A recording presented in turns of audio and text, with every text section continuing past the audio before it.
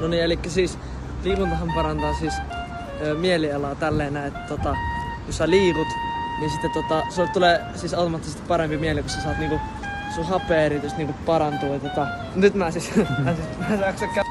Joo, mut siis tällä kertaa otetaan ryhdy, että mä en jaksa käydä.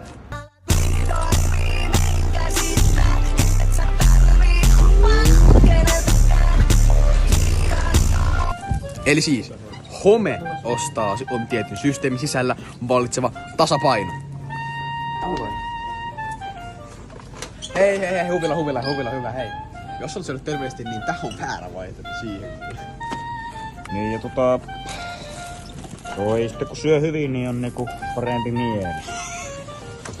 Elikkä siis, psykologian suuntaus on sosiaalikognitiivinen teoria, joka korostaa yksilön tiedon käsittelyn ja sosiaalisen vuorovaikutuksen merkitystä ja oppimisessa ja persoonallisessa kehityksessä. Se oli siinä. Ja tästä vähän Älä osta toi on epäterveellinen, toi ei oo hyväksi sun mielen terveydelle.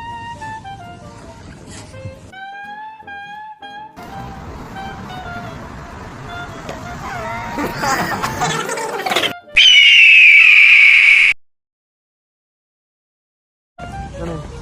Yes. Eli motivaatio ja tahdonvoima siis liittyy toisiinsa, mutta ne ei ole kyllä todellakaan siis sama asia. Elikkä siis motivaatio on itse asiassa syy, miksi me ryhdytään tekemään jotain, joka voi siis tulla sisältä tai sitten ulkoa. Ja sitten tää tahdonvoima puolestaan on semmonen kyky tehdä asioita, vaikka huvittais tai motivaatio olisi vähis. Jep.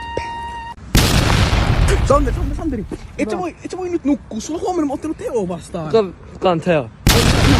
Oikeesti, tosi hyvä, että sä nukut, mutta koska se on oikeesti, se on tärkeintä nuorelle nukkuu oikeesti. Nukkukaa hyvin.